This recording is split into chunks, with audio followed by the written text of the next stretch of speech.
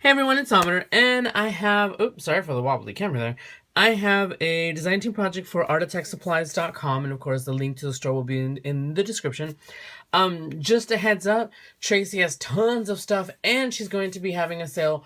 All of the Christmas stuff right now is like 30% off, so it's going to be, I think, 40% off, she said. 40 or 45. So you guys want to check that out. But also, just to let you guys know, in case you guys aren't aware, Tracy does have a blue light special every month. And usually it's one item for like, if you buy $10, you get an item for a specific item for half the price.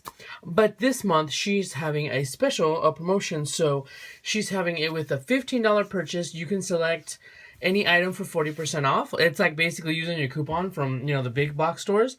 And it just can't be anything imported, like Tilda, Magnolia, or anything like that. But if you've been eyeballing anything in the shop, you can get it with the, with a $15 purchase. You can get it for 40% off. So make sure you add that item to your cart, and also put in the notes of blue light special. So there are more information, more like specific things there, but check out the website on the store site. When you log in, it'll have that information on there, so check it out and totally get what you've been waiting for. Okay. So today what I did, I made some cards with this stamp set, and this is the Happy Winter stamp set by Greeting Farm, and there are some extra images that I colored. Now, what I did, if you guys have been following this set of design team projects, I've been doing cards and little treat bags, and I've been totally obsessed with my ombre ink pads. So let me show you. This was my first my first set of projects where I made these super dimensional cards in different layers. You can see right there. This is a little boy with the ombre, and then I turned the second one into a shaker card. And it's super cool because it has different levels, different layers, and they go higher up as they go. So that one was with the pink ones, and then I also made these. This is my last project. This has the and yes, surprisingly enough, the candy's still in there because I hate the ones in the other bag. But I used my ombre ink pads on the back and the green ones. So in following with this obsession with my magnificent, beautiful Greeting Farm stamps, I also use another ombre ink pad. So in this one I used the browns because I wanted to make a vintage postcard looking item for me to put as a card topper. So let me show you what I made, and I'll move these over to the side. I will show you what I made. So I used this stamp set. I did for this one because I wanted it to be more of a vintage sepia colored card. I used a little girl because she can look very modern and still very vintage with her little shawl and everything. I used the big tree, the small tree, the snowflakes, and the sentiments in various ways. Now, with my Christmas, with my wishing you a Merry Christmas, this is a full sentiment. I went ahead and I cut it this way, and then I masked it off for it to say Merry Christmas. So let me show you what I did.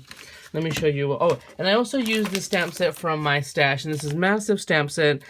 It's an old one. It's by Tattered Angels, and it has all of these stamps. So I used the see, and they give you like an idea of how to make it into a full postcard. I used the frame, the postcard, this little stamp, but I masked this out, and this little postage mark.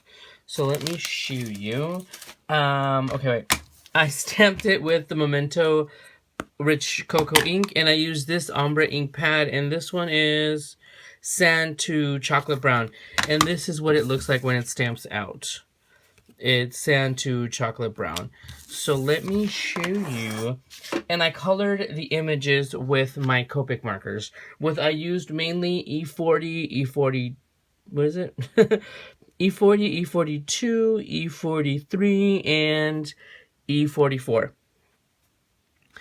And here are the ones, and they're dimensional. I put them on foam because once I was done with them, I wanted to, let me go ahead and move this up a little bit. Once I was done with them, I actually wanted, instead of just using them as postcards, I wanted them mounted onto cards. So I went ahead and did it this way. So here is, they're all basically about the same way. It was pretty quick for me to make them because I did kind of an assembly line with the stamping and with the coloring. And if you notice, all of the distressing looking, the vintage looking, that was all done with Copic markers. I should have probably done a tutorial, huh? If you guys want a tutorial on how I did this one, let me know, and I'll make that my next video because they were actually pretty fun. I want to make more. It was quick and easy because the coloring was down to four colors, basically. Actually, I used E50 and E52, I think, for the skin because I wanted a different tone. This is my first attempt where I used my E00, E00, which is what I traditionally use. On the camera, you really can't see it, but in person, it's kind of a peachy color. It doesn't really go with the sepia. So the rest of them completely coordinate and match because I use the E50 and 53s. So what I did is I created a mask of the actual frame just on a regular paper because I wanted it to look like the image was cut off or it was behind this image right here. And over here, I used the tree, and to make it look more more like this one, like a full tree, or a short tree, excuse me, I went ahead and I stamped it right underneath the squiggly line, so you couldn't, because I didn't want to make like half a squiggly line, and then it wouldn't look like a, you know, like the real thing. So let me start with this one, or I'll start with this one. Okay, so what I did to make it look a little bit more vintage, a little bit off print, was on the postcard and on the Merry Christmas, and this is where I masked, where I cut this right here along the line, and be very careful when you do that. And then I masked the Mary, and then I masked the opposite side for me to do it this way. Now, if you can see, I double stamped it because if you guys look back at some of the vintage things, some of the things that are printed like mass printed, they have like a little offset because it was maybe stamped off a little bit or wrong. But I did that with the postmark and the Merry Christmas, and honestly, it was the same time I passed the ink. I went ahead and stamped it, moved it a little bit down to the right, stamped it again with the same pass. And then I went ahead and colored this along with a little bit of E40, 42, and 43, I think, to give the postcard a little bit more substance, because I started to color the stamp. And this is where I masked off this stamp from the Tired Angels. I masked off the center so then I can use the snowflake from this stamp set for it.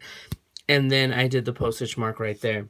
So I did this was actually done, I stamped this in the Memento Cocoa ink. And then here are some of the snowflakes. The snowflakes I just stamped, and then I did the second generation stamp on the other one, just, you know, to kind of get a more of a sepia lighter color. Here are the little trees from the stamp set, and I went ahead and just masked off this. It was, like I said, I wanted it to look like it was within this cute little frame. And I also colored it. Making a mess. To make it a little bit more of a sepia vintage looking thing, I went ahead and I stamped everything and I colored everything on 110-pound cream cardstock. This is the cardstock right here. And this is the just 110-pound Recollections. I love the thickness of that. And then I mounted it on foam. I went ahead and did the full pieces of foam. I wasn't going to, because originally I had this space open for you to write a little message, but I'm like, that's what the card is for. So I went ahead and took it off, and I did the full foam. So that was the first one, and I went ahead, I experimented different things, okay? Oh, and then also when I was done with it, I also used the same colors to add a little bit more of a vintage look to the corners, a little bit more of a distressed and worn look. So this one I wanted to see, I experimented different ways, and I learned that the way I liked it to look was, my favorite one, I think, was this one, So I'll get to that one in a second.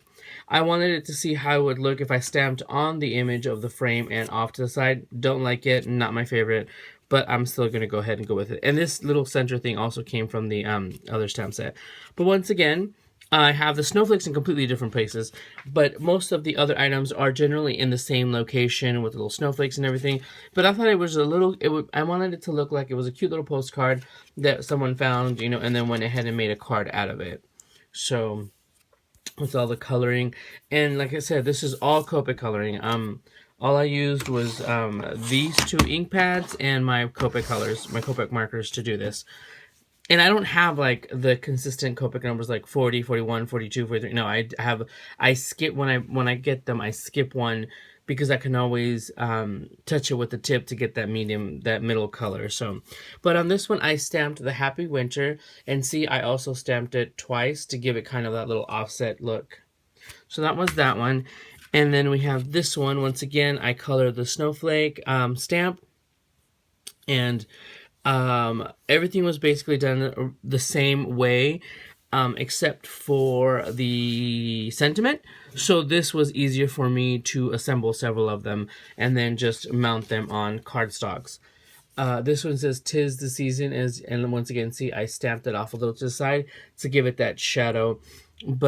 And like I said, originally this was empty, but then I really didn't like it because I'm not going to write anything on here. I feel like I'm going to deface it. So I went ahead and added the second tree and the snowflakes. And I love how the trees came out. And this is that ombre ink pad.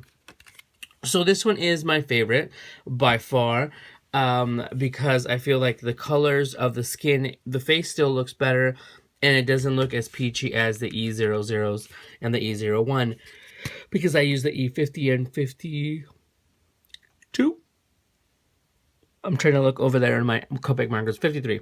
So anyhow, and here's where I use the Merry Christmas again, and I just offset it as well. See right here, and just totally. Now the snowflakes, I did let them fall wherever. On top, I felt like they gave it a little bit more character. I didn't want it to cut off like that. I just like how I felt like the snowflakes were in front of it, like, you know, more dimensional, more three-dimensional. So yeah, and these I cut the stamped image with a tiny border by hand, and then I mounted it. They actually end up being 5 3/4